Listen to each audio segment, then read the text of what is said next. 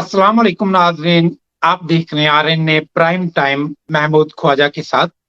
जम्मू कश्मीर की सियासत की अगर मैं बात करूं, पेशरफ्त शब रोज नजर आ रही है।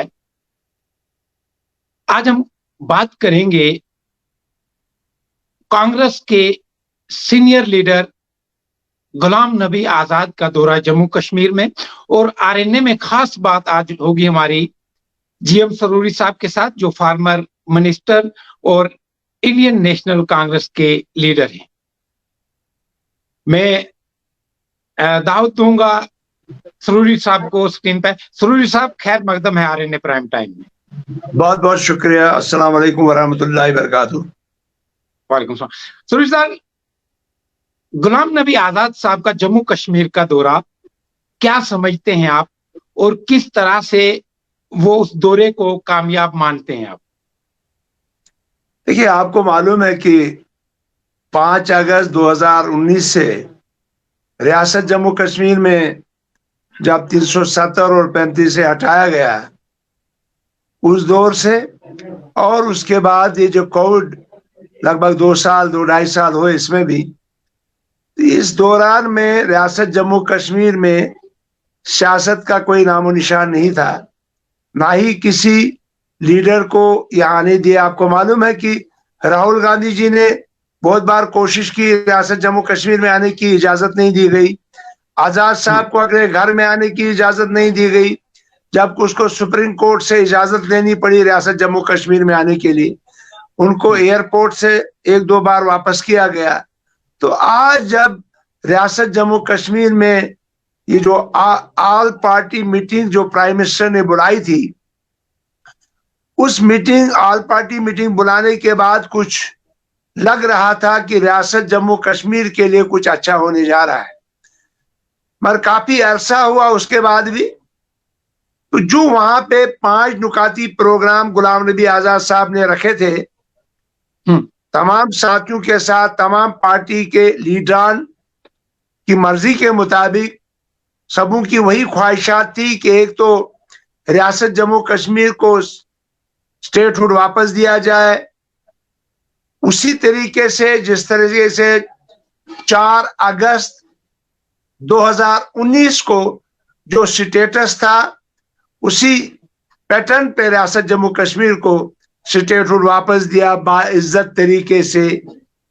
और उसके बाद लैंड की गारंटी के मुतालिक, लैंड गारंटी हो, यहाँ के लोगों की जमीन जो है वो कोई बाहर वाला ना खरीदे, जैसे इससे कबल हुआ करता था। तीसरा, जॉब की गारंटी।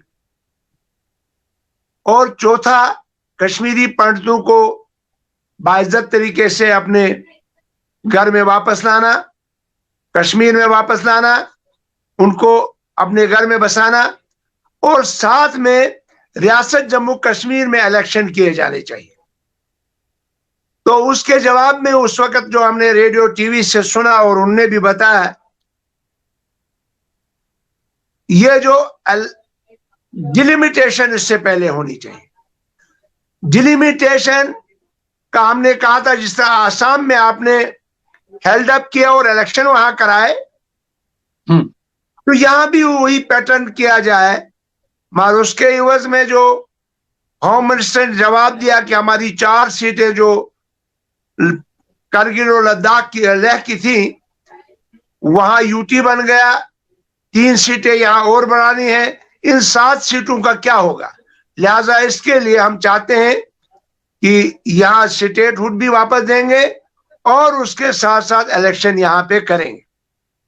अरसा काफी गुजर गया, तो उसका कोई सही माने में नतीजा नहीं निकला, जबकि तमाम मेंबरान जो उसमें शामिल थे, उन सबों ने यही बात बताई थी इत्तेफाक राय से।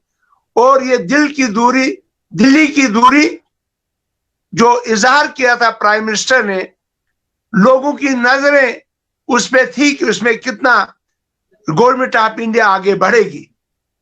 मगर नदारत, कुछ नहीं हुआ, न देखने को कुछ मिला, ना उसका जब आपने देखा कि परसों होम मिनिस्टर ने पार्लियामेंट में बताया कि पहले इलेक्शन होंगे, और उसके बाद स्टेटहुड वापस दिया जाएगा। पहले ये कहा था कि हालात ठीक होंगे, माकूल वक्त पे हम देंगे, इससे कबल देंगे, मगर आज उन्होंने अपना जो बयान है वो बदल दिया।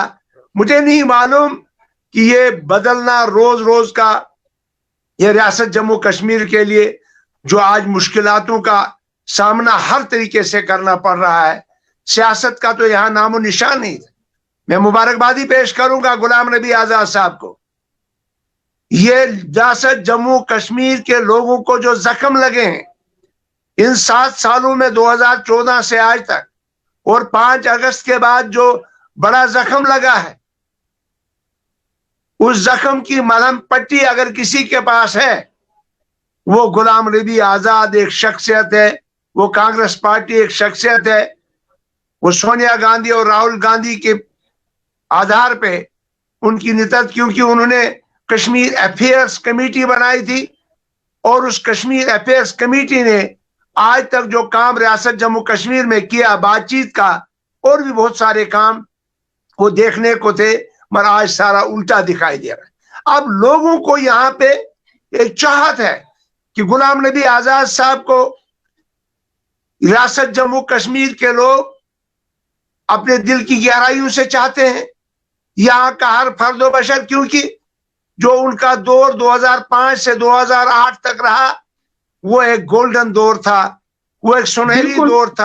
यहाँ के हिंदू, मुसलमान, सिख, ईसाई, हर तर्ज के लोग उन्होंने देखा वो दौर, जिस दौर उसी की ख्वाहिशात लोगों को है, इसलिए वो आज उनको वेलकम कर। सुनिए सुनील साहब, जैसे आपने कहा कि लोग चाहते हैं, लोगों की उम्मीदें हैं गुलाम नबी आजाद से, लेकिन दूसरी तरफ अगर देखा जाए लोग तजब्जब का शिकार हैं कांग्रेस को लेके।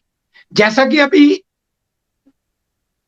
आप कुछ लोगों ने पार्टी के ओहदों से इस्तीफा दिया, क्या लगता है कांग्रेस में सब ठीक है? देखिए, ये कांग्रेस नेशनल पार्टी है, ये हमारा अंदरूनी मसला है, हमारी ख्वाहिशात, हमने जो एजेंडा सोनिया जी और राहुल जी के सामने रखा है, उस एजेंडे को लगभग 1 साल से वो चल रहा है। उस एजेंडे के लिए उस हमारी रिक्वेस्ट जो यहाँ के एमएलएस, एक्स एमएलएस प्लस जो लीडरान यहाँ रियासत के कांग्रेस के हैं, लगभग 200 के करीब लोग हमारे हैं, उन्होंने वो ख्वाहिश एजेंडा, वो रियासत जम्मू कश्मीर की पार्टी को मजबूत करने का और भी कुछ मसाइल हमारे हाईकमांड से उनके सामने रखा। जब 1 साल तक हमारा कुछ नहीं हुआ, हमारी बातें नहीं मानी गई, तो हमने अपने रिजाइन पेश किए कि ताकि उस पे वो नजरसानी करें। ये हमारा अंदर का मसला है। पार्टी हमारी ठीक चल रही है, अगर ठीक नहीं चलती तो कांग्रेस के झंडे तले ये इतने लाखों की तादाद में लोग, आप देखिए कठुआ में, वहां तो टोटल हिंदू आबादी है। आप जम्मू में देखे दिवाली मिलन हुआ, कितने लोग, कितने संजीदा जी शूर शख्सियत जम्मू के, और कितने ऑफिसर और बड़े बड़े लोग वहां के, पॉलिटिक्स और नॉन पॉलिटिकल लोग जो वहां पे शामिल हुए। उसके बाद आपने बानहाल में देखा, उसके बाद आपने रामबन में देखा, उसके बाद आपने कुकरनाग में देखा, उसके बाद आपने देवसर में देखा, फिर आपने ठाठरी का देखा, और इंशाल्लाह ये अगले महीने में भी हम बहुत सारे, और फिर पीर पंजाल का भी आपने देखा। ऐसे लोगों का जमघटा, लोगों की इतनी बड़ी बड़ी रैलियां, इतनी बड़ी मीटिंगें शायद ही मैंने कभी देखी हैं, जिससे इज़हार होता है। बिल्कुल, पीर पंचाल की खासकर मैंने सुरनकोट की कवरेज भी की, आरएनए ने खासकर कवरेज की थी। लेकिन एक चीज यहाँ जो देखने को मिली है, लोग इस चीज से वही फिर से मैं कहूंगा कि तजब्जब में है कि अगर हम जिला पुंछ की बात करें, यहाँ का आपका जिला सदर नहीं था और बाकी कुछ जो डीडीसी मेंबर थे वो भी शामिल नहीं हुए। इससे क्या लगता है कि कांग्रेस क्यों 2 गुटों में जो है वो तब्दील हुई है?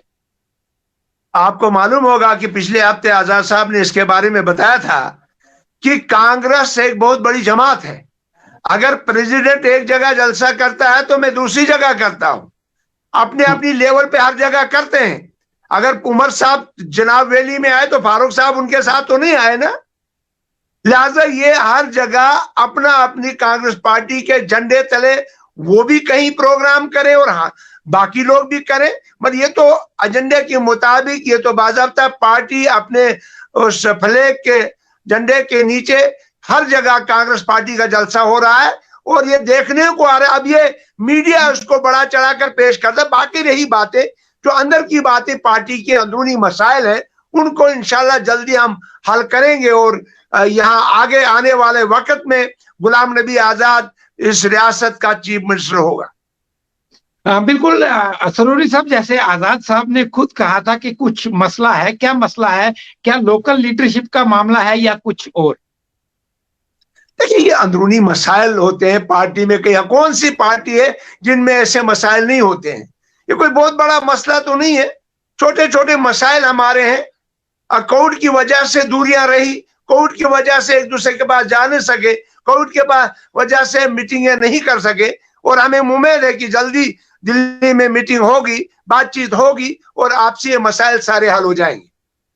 आपका ये मानना है सर कि जैसे आपने कहा कि आजाद साहब जो है वो चीफ मिनिस्टर होंगे, कितना एतमाद है आपको कांग्रेस पे? और दूसरी बात, आजाद साहब ने जो जम्मू कश्मीर का दौरा किया, काफी रैलीज भी की, मैंने कठुआ की रैली भी देखी, चनाब की भी देखी, पीर पंजाल की भी देखी, तो क्या लगता है कि कहीं पार्टी के बैनर तले आप आजाद साहब जो है वो जलसे कर रहे हैं? तो यानी क्या समझे हम कि जो सेंट्रल पार्टी की लीडरशिप के बैनर तले आप कर रहे हैं? दूसरी बात कि अगर हम प्रेसिडेंट साहब की बात करें, उनके होम टाउन की बात करें, वहां भी जलसा हुआ लेकिन वहां वो भी मौजूद नहीं थे। देखिए, ये कौन कहां पे जलसा करता है? सब तो पार्टी को मजबूत करने के लिए काम कर रहे हैं, पार्टी को मजबूत करने के लिए काम कर रहे हैं। या एक ने दूसरे को तो कोई कीचड़ उठाला नहीं, वो आपने देखा नहीं कि कोई किसी के मुतालिक मतलब उसके खिलाफ कोई बातचीत कर रहा। अगर कोई कर रहा है वो खुद जवाबदेह होगा। लिहाजा सारे पार्टी के बैनर के नीचे काम करते हैं, पार्टी को मजबूत करने के लिए काम करते हैं। अभी ये शुरुआत है, अभी इब्तिदाए इश्क है। अभी आप देखिए, अभी मीटिंगों का और भी सैलाब होगा पूरे रियासत जम्मू कश्मीर में। आगे आगे देखिए और होता है क्या। लिहाजा आपको ये समझना चाहिए कि हम पार्टी को मजबूत करने के लिए सारा कुछ कर रहे हैं। हाईकमान के कहने के मुताबिक सारा हो रहा है और आजाद साहब कोई छोटी शख्सियत नहीं है कि वो बचपना दिखाएंगे जैसे दूसरे दिखाई देते हैं।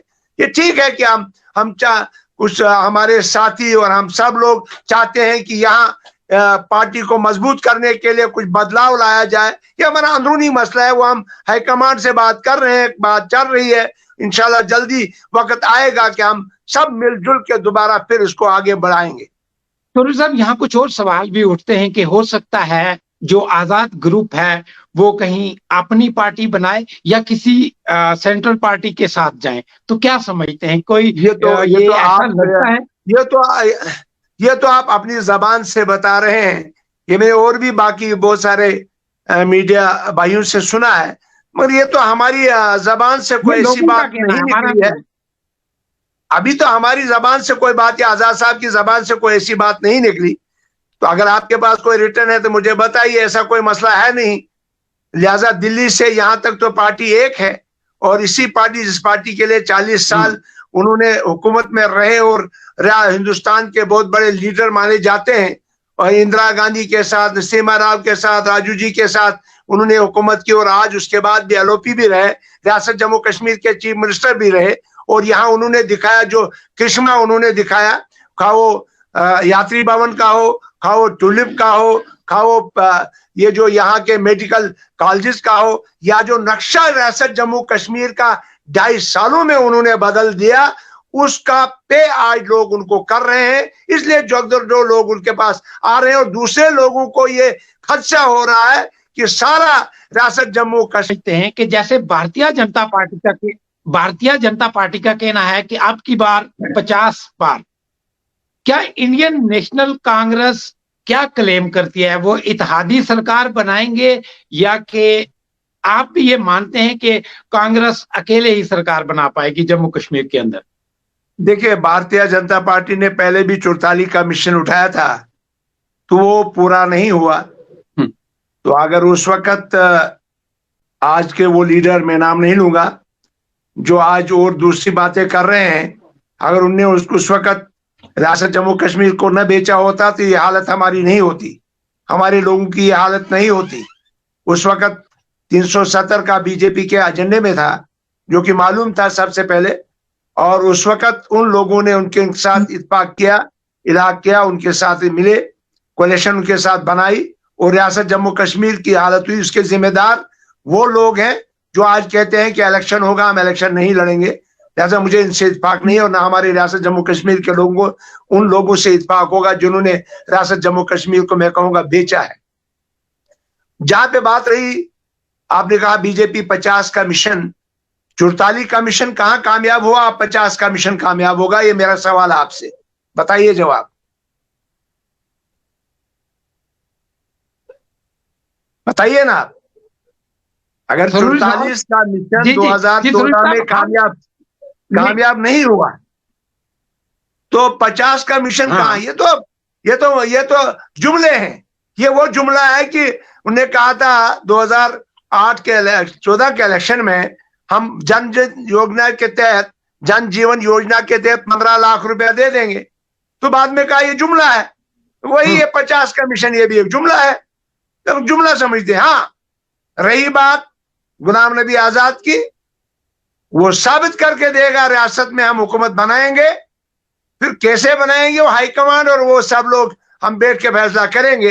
हाईकमांड भी फैसला करेगी, जो भी करना हो वो ठीक होगा, रियासत के लिए बेहतर होगा, रियासत की अच्छाई के लिए सब कुछ करेंगे, जो बेहतर होगा वही करेंगे। सर कैसे बनाएंगे? अगर मैं रीजनल पार्टीज की बात करूं, जिसमें पीडीपी है, नेशनल कॉन्फ्रेंस है, पीपल कॉन्फ्रेंस है, अपनी पार्टी है, ये तो सब कांग्रेस के खिलाफ बोल रहे हैं। किसके साथ जाएंगे? अकेले अगर कांग्रेस नहीं बना पाएगी तो किसके साथ जाएंगे? देखिए, ये अभी काफी वक्त है, इब्नुल वक्त, क्योंकि इस वक्त ये बोलना मुनासिब नहीं है। अभी तो डिलिमिटेशन जो है उसका प्रोसेस कंप्लीट नहीं हुआ। 1 साल की जगह अब 2 साल लग गए डिलिमिटेशन को।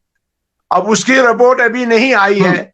जब उसकी रिपोर्ट आएगी फिर खुद पता चलेगा कि कौन कॉन्स्टिट्यूंसी किस पैटर्न पे बन रही है, किस कॉन्स्टिट्यूंसी में किसको ज्यादा गिरफ्त हासिल है, नंबर 1।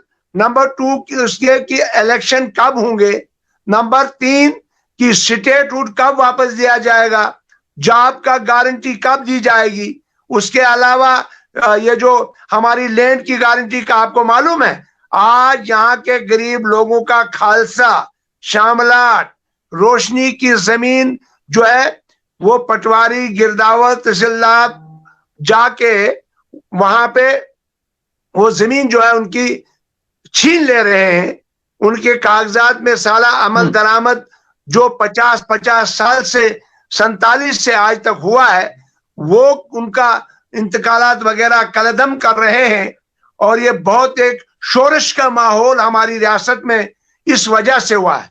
लिहाजा उस पर आजाद साहब ने भी परसों रामबन में बोला, अगर यहाँ पे रियासत जम्मू कश्मीर की सरकार ने यहाँ हमारी जमीन पर हॉस्पिटल बनाए, हमारी जमीन सड़कें बनाई, यहाँ गेस्ट हाउस बनाए, यहाँ बड़ी बड़ी बिल्डिंगें बनाई, गवर्नमेंट ने हजारों कनाल जमीन एक्वायर की गवर्नमेंट बिल्डिंगें या बाकी चीजें बनाने के लिए, या टूरिस्ट कॉम्प्लेक्स बनाने के लिए, या बाकी चीजें बनाने के लिए, उससे भी जमीन गरीबों की सुकड़ गई, जमींदारों की, किसानों की। यहाँ के लोगों को कनाल, 2 कनाल, 4 कनाल, 10 कनाल से ज्यादा जमीन नहीं है। ये पंजाब या दूसरी जगह नहीं है कि जहां हजारों कनाल के तहत जमीन लोगों को होगी। बहुत कम जमीन है यहाँ के लोगों को। और हमारी सरकार से गुजारिश है, ये जो अंधा ऑर्डर निकाला है, ये जो गरीब कुछ ऑर्डर निकाला है कि ये जमीन जो है वापस ली जाए, और उस पे तारबंदी करने को जा रही है गवर्नमेंट। कारबंदी यहाँ लोग करने नहीं देंगे, क्योंकि लोगों का गुजारा उसी पे है। यहाँ न तो नौकरी है, लाख नौकरी भी गई है, गवर्नर साहब आए 50,000 वो भी गई, 20,000 वो भी गई, 10,000 वो भी, कोई नौकरी आज तक यहाँ रियासत जम्मू कश्मीर में पिछले 7 सालों में नहीं मिली। इधर जमीन भी ले रहे हैं, नौकरियां भी जा रही हैं, फिर यहाँ के लोगों के पास क्या रहा? जब यहाँ हमारी पहचान भी गई, स्टेट सब्जेक्ट भी गई, तो हमारा एतमाद अब रहा किस पे? ये सरकार ये जमीन फौरी तौर पे ऑर्डर जो वापस ले ले। सरूरी साहब, सवाल ये उठता है कि अगर नौकरियां नहीं मिली, यहाँ अनएम्प्लॉयमेंट बहुत ज्यादा है, आप पे कैसे लोग विश्वास करें? आप पे कैसे यूथ विश्वास करे कि आप उनकी जो डिमांड्स हैं, उनकी जो उम्मीदें हैं, उन पे खरा उतरेंगे? मैं आपको इसकी एक मिसाल दूंगा। जब गुलाम नबी आजाद साहब की सरकार आई, जब इससे कबल हमारी पीडीपी की 2002 में सरकार बनी और उसके बाद 2005 में गुलाम नबी आजाद साहब आए, तो यहाँ ये उस इशू उठा कि नौकरियां किस तरह रूरल एरियाज में दी जाएंगी। तो उस वक्त रहबर तालीम के हजारों टीचर लगाए गए और गवर्नमेंट ऑफ इंडिया ने इतने फंड दिए कि हर किलोमीटर के बाद एक एक स्कूल खोला जाएगा।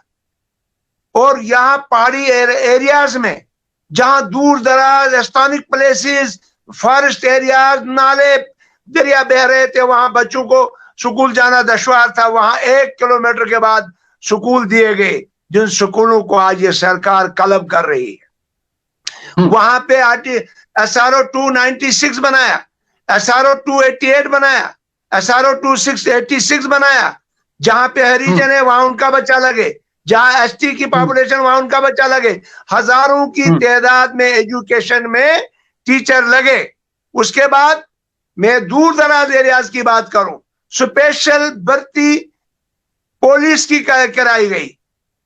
यहां हमारे छात्रों में स्पेशल भर्ती हुई, बलेसा में स्पेशल भर्ती हुई, डोडा में हुई, रामबन पीर पंजाल में हुई, कश्मीर में हुई। आज तो नामो निशान नहीं कहीं पे। 61,000 हमारे इस वक्त वो जो डेली वेजर्स हैं, वो नानी शिवीना के मोहताज, उनको तनख्वाह नहीं पिछले 6 महीने से है। आज उनको परमानेंट करने की जगह लोगों को निकाला जा रहा है। मैं अफसोस करता हूं इस सरकार पे कि जिन्होंने पिछले 2 महीने पहले हेल्पर, जो आंगनवाड़ी वर्कर, आंगनवाड़ी हेल्पर लगे थे, 900 कुछ लोगों को निकाल दिया गया। अगर वो कोर्ट में नहीं गए होते, उनका आज हाल बेहाल होना था। लिहाजा उम्मीदें लोगों को हैं। जो हजारों टीचर उस वक्त लगे, हजारों की तादाद में SPOs लगे, हजारों की तादाद में पुलिस में लगे, और उसके अलावा केस ऑफिसर कितनी तादाद में, आप तकमीना कीजिए 2002 से 2014 तक कितने मुलाजिम लगाए गए। और आज तकमीना देखिए, मेरे ख्याल में रूरल एरियाज में कुछ एरिया ऐसे होंगे जहां एक हाँ, ये सरकार कहती है कि हमने 3 लाख लोगों को रोजगार दिया। बाद में मैं देखता हूं, जब मैंने अनाउंसमेंट सुनी तो मैंने ये देखा कि उनको लोन दिया गया। वो लोन भी 11%, 14%, 8% इंटरेस्ट पे लोन दिया गया। उसको ये जॉब गिनते हैं। यहाँ के लोग उसको जॉब नहीं मानते हैं। ये जॉब नहीं है। जॉब अगर है वो गवर्नमेंट नौकरी है, उसको जॉब कहा जाता है। यहाँ प्रोजेक्टों का काम चल रहा है। एक डलहस्ती प्रोजेक्ट किश्तवाड़ में था, 13,000 मुलाजिम उसमें कांग्रेस सरकार में लगे। और बगलियार का प्रोजेक्ट बना, 8,000 नौजवान यहाँ काम कर रहे थे उसमें। आज बुड़सर, पकल, करथे, कीरू, इतने प्रोजेक्ट किश्तवाड़ में चल रहे हैं। आज इन पूरे प्रोजेक्टों में 2,000 मुलाजिम नहीं होंगे, और जितने भी है उनको बाहर से लाकर यहाँ लगाया। हमारे इंजीनियर दरबदर, हमारे सुपरवाइजर दरबदर, हमारे बीटेक करके लड़के जो है दरबदर है, और बाहर के आके यहाँ से काम कर रहे हैं। ये अफसोस की बात है। वो एहसास है लोगों में कि जो आजाद साहब ने, हमारी कोalition ने करके दिखाया था, वो उम्मीदें जाग गई हैं उन लोगों को कि हम इंशाअल्लाह और रहमान, हिम्मत मर्दा मदद खुदा, मत अल्लाह ताला इसी में हमें बरकत दे, वही गवर्नमेंट फिर आए ताकि हमारे बच्चों को रोजगार मिले। जी सुरवीर साहब, बात आजाद साहब के दौरे की बात करें, उस पर किश्तवाड़ का दौरा उमर साहब ने किया, वहां से कुछ रिएक्शन आया, आप उनको किस तरह से लेते हैं? देखिए, मैं समझ, उमर साहब तो बहुत बड़े लीडर हैं, मगर जहां तक किश्तवाड़ में वो आए, उन्होंने एक ही बात की कि आजाद साहब ने 370 के मुतालिक कहा। आप खुद जानते हैं, आप पढ़े लिखे हैं, संजीदा हैं उमर साहब। जब प्राइम मिनिस्टर के सामने मीटिंग हुई और वहां पे ऑल पार्टीज थी, तो वहां उमर साहब ने एक बात भी अपनी जबान से अंदर नहीं की।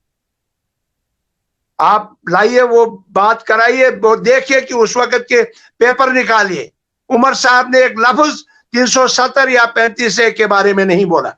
जिस वक्त उस मीटिंग में मुजफ्फर हुसैन बेग साहब ने कहा कि 370 और 35A सब जुडिस है, सुप्रीम कोर्ट में इसके मुतालिक बात करना कानून की खिलाफ वर्जी है, तो उस वक्त कहा गया कि हमें जॉब की गारंटी, हमें लैंड की गारंटी और हमें बाइज्जत तरीके से, आजाद साहब ने कहा 4 अगस्त 2019 की पोजीशन हमें वापस की जाए। तो 4 अगस्त क्या पोजीशन थी रियासत की? 4 अगस्त स्टेट सब्जेक्ट थी, 4 अगस्त 370 था, 4 अगस्त 35A था। तो लिहाजा मेरे ख्याल में वो अखबारों पे अमल किया उमर साहब ने, असली जबान से जो आजाद साहब ने बोला वो शायद उनके सुनने में कमी रही है, तब जाके उनको ये गलत फहमी में ये बयान देना पड़ा। सरूरी साहब, मजीद आपके साथ, इसके साथ ही हम आगे बढ़ते हैं, मजीद टाइम अभी हमारे पास कम बचा है। जैसे आपने कहा कि आजाद साहब जम्मू कश्मीर का चीफ मिनिस्टर का जो चेहरा है वो होंगे। पब्लिक ये जानना चाहती है कि कांग्रेस के अंदरूनी जो मसाइल हैं वो कितने जल्दी खत्म हो जाएंगे और उनको जल्दी मंजर आम पर अलल ऐलान लाया जाएगा। देखिए, अभी डिलिमिटेशन है, उसके बाद ये अंदरूनी मसाइल हैं, ये तो समझे हल हो चुके हैं, इनमें कोई ऐसा तजाद नहीं है, लिहाजा ये हल हो चुके। अगर हल नहीं हो गए होते तो इतने मीटिंगें करने का मकसद क्या था? लिहाजा आकिलरा इशारा बस यही काफी है कि हमने मैदान में हम आ गए हैं और ये इंशाल्लाह और रहमान जो आप देख रहे हैं इसको हम आगे बढ़ाते जाएंगे। कोई आपस में तजाद नहीं है। कांग्रेस हाईकमांड के मुताबिक रियासत जम्मू कश्मीर में गुलाम नबी आजाद साहब यहाँ जगह जगह, अभी हमारा 20 तारीख को डोडा में है, 21 तारीख को हमारा भद्रवा में है और 21 तारीख को हमारा गुंदो में है और 22 तारीख को हम भद्रवा में कर रहे हैं और 26 तारीख को खोड़ में कर रहे हैं हमारे साहब का डिप्टी सीएम ताराचंद जी। लिहाजा आप देखेंगे कि जम्मू कश्मीर, पीर पंजाल, चिनाब वैली, ये पूरी रियासत के लोग जो हैं कितनी अच्छी तरह से एक ही पार्टी के साथ जुड़ रहे हैं और एक ही क़यादत में जुड़ रहे हैं। लिहाजा इसका मुबारकबादी जो है पूरे जम्मू कश्मीर के लोग, क्योंकि आजाद साहब वो शख्सियत है जिन्होंने हिंदू मुस्लिम भाईचारा रखा है पूरी रियासत में और करके दिखाया है। और यहाँ रियासत की तरक्की जो उस वक्त हुई है वो उसके बाद कोई कर न सका। लिहाजा वो उम्मीदें हैं लोगों को, वो जाग गई है। और जो पार्लियामेंट में उन्होंने नुमाइंदगी एज ए एलओपी की, पार्लियामेंट में जो उन्होंने रियासत का मसाइल उठाए, रियासत का किसी भी किस्म का, और 40 साल के बाद रियासत पूरे हिंदुस्तान में राज्यसभा में आजाद साहब प्रोटेस्ट के तौर पे जमीन पे 4 घंटे बैठे और बाकी एमपी जो थे वो देख रहे थे। 1-2 ने तो कपड़े फाड़ के भाग गए, मगर 4 घंटे आजाद साहब राज्यसभा में वहां नीचे बैठे। कहा कि अगर आप गुजरात को कल ये यूटी बना लेते तो लाओ ना ऑर्डर, हम देखते हैं आपकी गुजरात का क्या हाल होता। इसलिए ये आपने एक बड़ी रियासत जो पूरे हिंदुस्तान में सबसे बड़ी रियासत थी, उस रियासत के आपने टोटे टोटे कर दे, उस रियासत को आपने यूटी बना दिया। शुक्रिया। सरूरी साहब, अगर बात करें जो लीडर पार्टी छोड़कर जा रहे हैं, क्या वजह है ऐसी कि आपके काफी सारे जो प्रोमिनेंट लीडर जिनको हम कहेंगे, उन्होंने पार्टी को खैराबाद का फिर दूसरी पार्टी ज्वाइन की, ये क्या वजह है ऐसी? किस बिना पे वो जो लोग थे वो इंडियन नेशनल कांग्रेस की बैकबोन माने जाते थे, क्या ऐसी वजूहात रही कि उनको पार्टी छोड़ना पड़ी? देखिए, ये नेशनल पार्टी है, लोग आते हैं जाते हैं, ये तो हमारी पार्टी का जो एक मिशन है वो एक किसी आधार पे खड़ा है किसी लॉजिक से है, कि उसकी उसूलों पे है, जो उन उसूलों पे चले, क्योंकि हमारे उसूल सबसे पहले सेकुलर जमात है।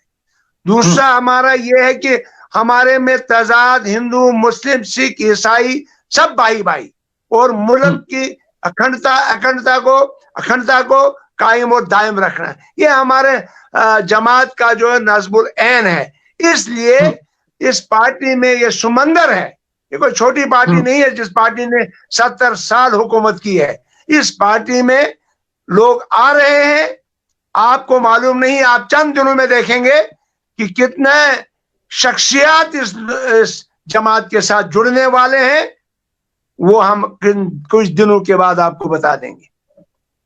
बिल्कुल सरूरी साहब, आरएनए प्राइम टाइम में आपने अपना वक्त दिया, आपका बहुत बहुत शुक्रिया। शुक्रिया, जज़ाकुमुल्लाह खैर। नाज़रीन, ये थे हमारे साथ सरूरी साहब, जिन्होंने अपनी बात रखी। जो पब्लिक डोमेन में जो चीजें थी, लोग तजब्जब में थे, तो इन्होंने ये माना है कि कांग्रेस के अंदर ऐसी कोई भी बात नहीं है। आने वाले वक्त में गुलाम नबी आजाद जो हैं वो चीफ मिनिस्टर का चेहरा होंगे जम्मू कश्मीर यूटी में। अब आने वाले वक्त में देखना है कि इंडियन नेशनल कांग्रेस जो है वो किस तरह एकजुट होती है, किस तरह सरवाइव करती है। तो नाज़रीन, इसी के साथ विदा लेने से पहले रोजमर्रा की तरह मैं आपसे यही कहूंगा, आप हमारे फेसबुक पेज को, यूट्यूब को, इंस्टाग्राम, ट्विटर सबको फॉलो कीजिए और अपनी राय जरूर रखिए। और इसी के साथ विदा लेने से पहले एक बार फिर मैं ये कहूंगा कि कोविड की आमद फिर कहीं ना कहीं हमारे मुल्क के अंदर इसने दस्तक दी है। आप खुदा अपना बहुत बहुत ख्याल रखें, भीड़ भाड़ वाली जगहों में ना जाएं। इंतजामिया ने जो लाहे अमल बनाया है उसको जरूर अपनाएं। इसी के साथ अपने मेजबान महमूद ख्वाजा को और मेरी पूरी टीम को दीजिए इजाजत, एक वादे के साथ कि आप अपना बहुत बहुत ख्याल रखेंगे। खुदा हाफिज।